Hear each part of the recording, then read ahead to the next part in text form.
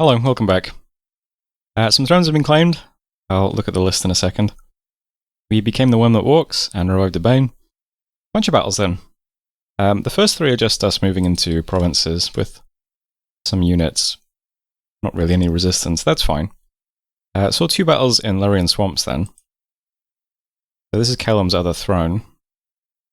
So he broke siege against TNN again. Natural Storm is up.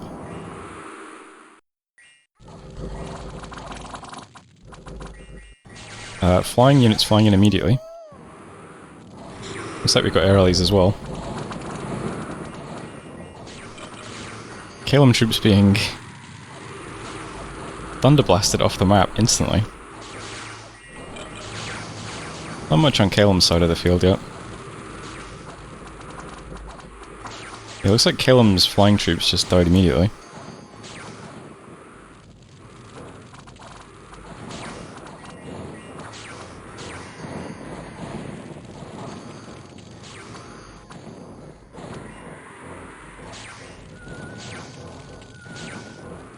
So we've got Howl, Foul Vapors and Relief up.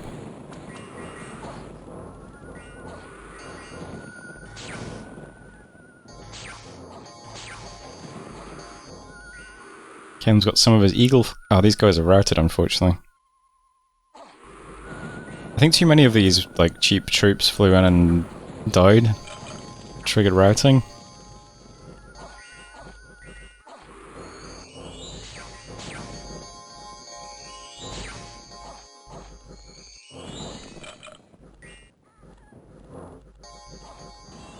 It looks like a lot of Callum stuff is running away at the moment.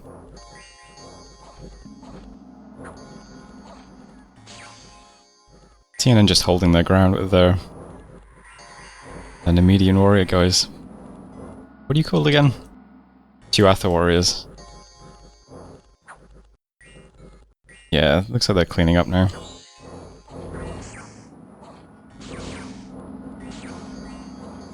Yeah.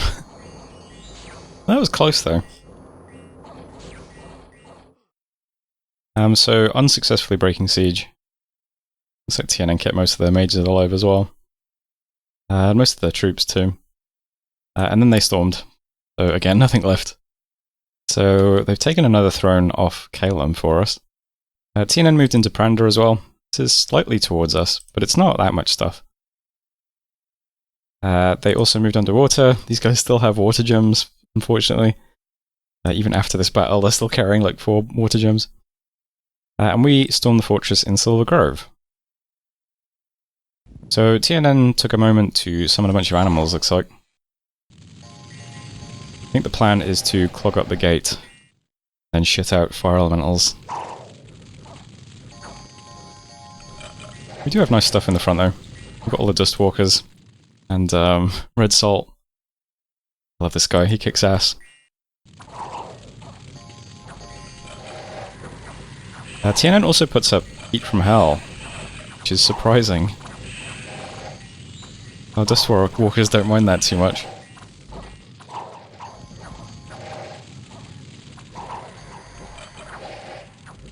Fire Elise hits us then. Yeah, we don't mind the Fire Elise too much. Our Sacreds can kill them pretty easily. And our Undead can tank them pretty easily, so... just stalls us for a little bit. My god is very tired in this battle. He's not really doing much. At least he's standing away from the living stuff mostly. I think he just drained a Sacred there. Oh, he's casting Drain Life now, that's good. That'll get him back in the action. Switching to Flying Shards, not quite as impressive. Now doing Terror. Looks like we're finally in the gate. Most of this stuff is routed already.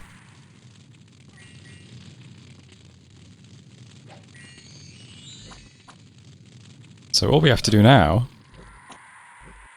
is kill this regenerating tree. That shouldn't be too difficult, right guys? It's only regenerating 25 hit points a turn. Let's speed it up.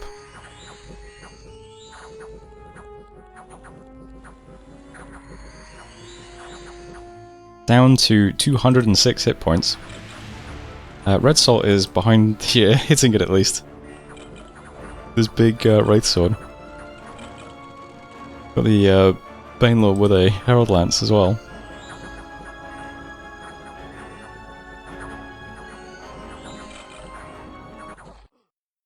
We get him in the end.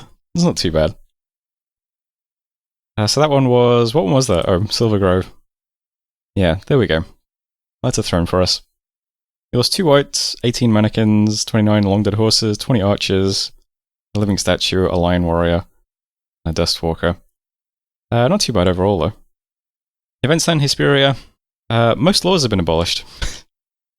Magical bird in Bakar, 3 earth gems in Fenneca, another huge ancient treasure in Smotherdark, 34 gold. Worldwide event, horrors. And that's it for messages, although Children Eat Free is, once again, back in action. I'm going to give him a Moonblade and send him to defend the throne, I think. And that is it for messages. So, 2 things. First of all, we just got a throne. This one is the Throne of Fire. It's a pretty nice province as well. It's got the Throne of Fire, and that's nice for our sacreds as well. We're going to have the Throne of Water and Fire, which is 3 defense and now 3 attack on our Bless, which is pretty cool, actually. That'll even help my god when he's fighting in Dominion, since his attack skill sucks. But yeah, this province has the Throne of Fire, it's got an enchanted tower, endless forest, dying forest, woolfolk. A lot of gems here. Pretty good one. Anyway, so this turn I took the time to set up all our defensive scripts. So over in Rotmarsh, I'm going to pull down these forts so that we can keep researching.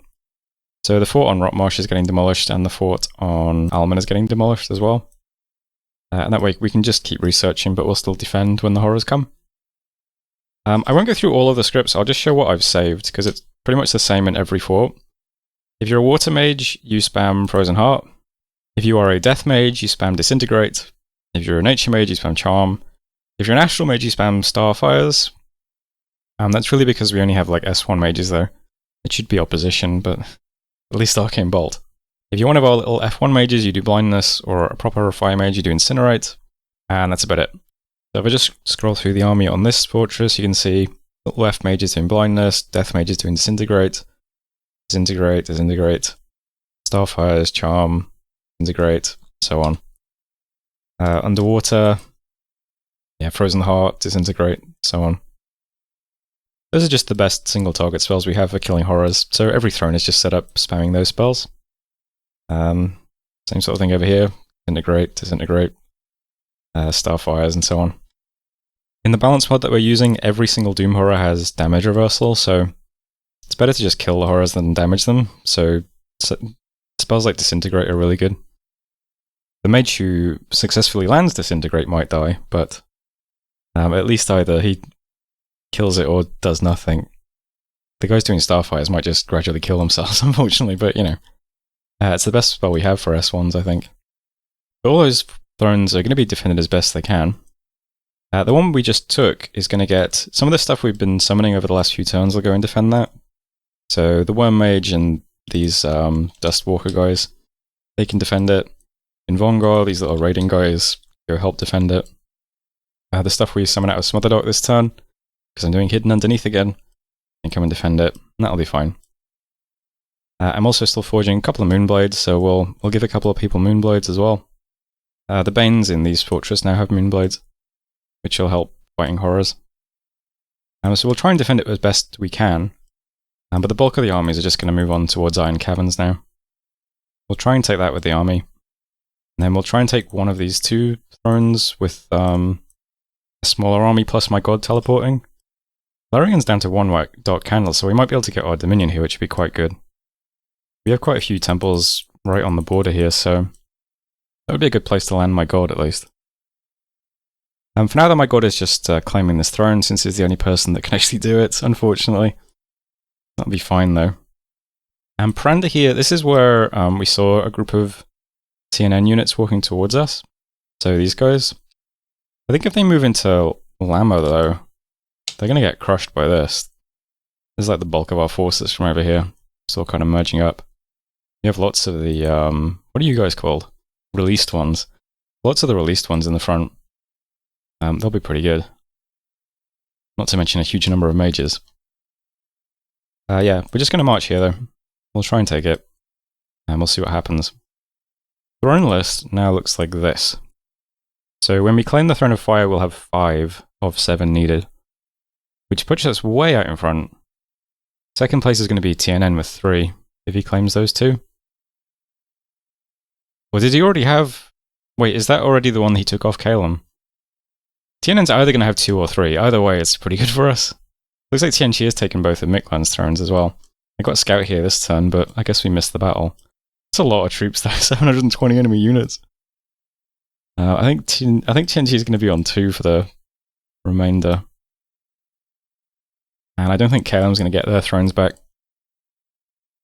So it's going to come down to our luck with the horrors and TNN, is my guess. But we'll see what happens. For now though, things are going okay. I'll just check these orders. So there's the throne getting claimed. Reviving a Bane underwater, casting Hidden underneath. Forging Moonblades. Demolishing forts and becoming a worm that walks again. Another Moonblade getting forged.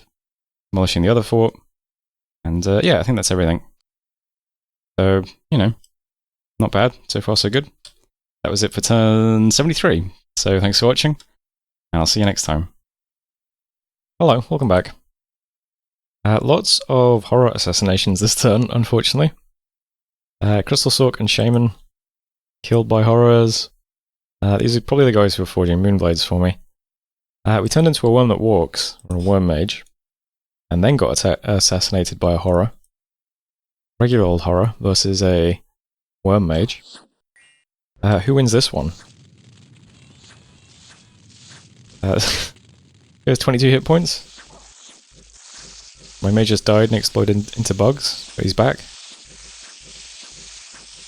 Horror now has 30 hit points.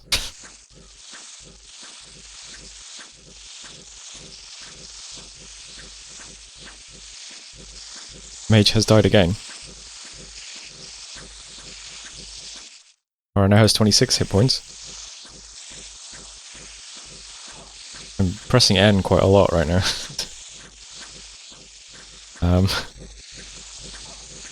And we've died, okay. Horror ended on 14 hit points. Almost. That was a lot of kills. 228 kills for the horror. Not good. Unfortunately, that means we just lost 2 nature boosters, so it's hard to turn anyone else into a worm mage now. But you know, almost.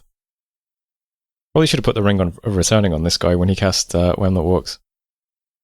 Oh well, live and learn. Cast Hidden underneath, and then also lost the Buddha who cast that as well. Revived a Bane, and lost the Hyena Clan who did that. And then some other random horror assassinations, including one of our Banes. I think this one might be the one we just summoned, maybe? Let's see. No, there's one that had a Moonblade, damn. Just dies immediately to some Soulspawn. Rip that guy. Yeah, lots of people dying to horrors. Not great. A couple of exchanges then. So the big stack is moving towards TNN's next throne. We saw TNN moving through Calum stuff. And then we moved the next round of released ones out as well. Nothing too interesting besides that. Got some Blood Slaves, some Unrest, some Gems, and some gold. Worldwide event is horrors. And then we saw a battle in Lorien Swamps. So Skabiel turned up. So here's TNN. Drops an awful lot of Thunderbolts on Skabiel. And ends by charming him, which is great. Unfortunately, Skabiel then ate the throne. So it's usually better to kill Skabiel. But that's just unlucky that that's who they got. So Skabiel just destroyed the throne immediately, although TNN does still own Skabiel at the moment, which is something to be aware of. But that's just really unlucky for them. And that's it for important messages. So that does mean we now only need one more throne, because one was eaten. 12 to win. We've got 10. So yeah, as long as we can get one more throne, we will win the game. Although 2 of our thrones aren't amazingly well defended, these 2 might easily get eaten by horrors. Who knows? But this one is now slightly defended. I'm going to keep my god here for a bit. I think maybe we might never see my god solo an army with Soul Drain, which is a shame, because it It was what I really wanted to do with him. But for now, he's just going to defend this throne from horrors. We're almost at this throne, though, so we're just moving the units up. We've got some released ones moving through here. The big stack is in Lemma, and there's these guys moving out as well. So these guys who just took the last throne. I should probably fix the script on these guys, but whatever, it's fine. They'll just merge up in Iron Caverns one day and do something useful. But now we're going to have all this in Desert of the Cliff Dwellers. Nothing in the big stack has been assassinated yet, which is quite lucky as well. So we don't have to fix any broken scripts here yet.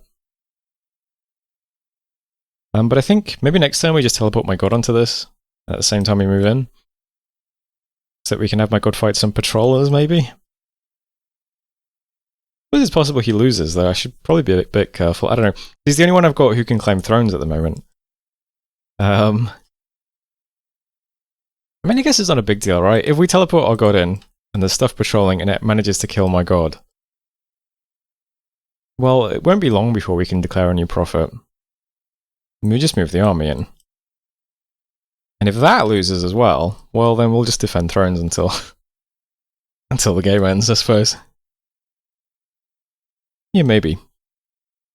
Well, either way, the big stack's going to be in Cliff Dwellers next turn, and then after that we'll move in. So I'll decide next turn whether or not I want to teleport onto this with my god. It might be fun, though. There is not a whole lot else to say besides that. I'm going to try and forge a new pair of earth boots to get a new hidden underneath caster going over here. Might as well. And I'm doing another hidden sands in Reckless Wastes as well. So I might lose this fire booster this turn. But whatever, I think that's worth the sacrifice. This guy does have a few bodyguards at least. But I don't have high hopes for surviving horror assassinations. I got some more guys arriving in Silvergrave. I don't think I've scripted these ones yet. Oh no. You need that script, I believe.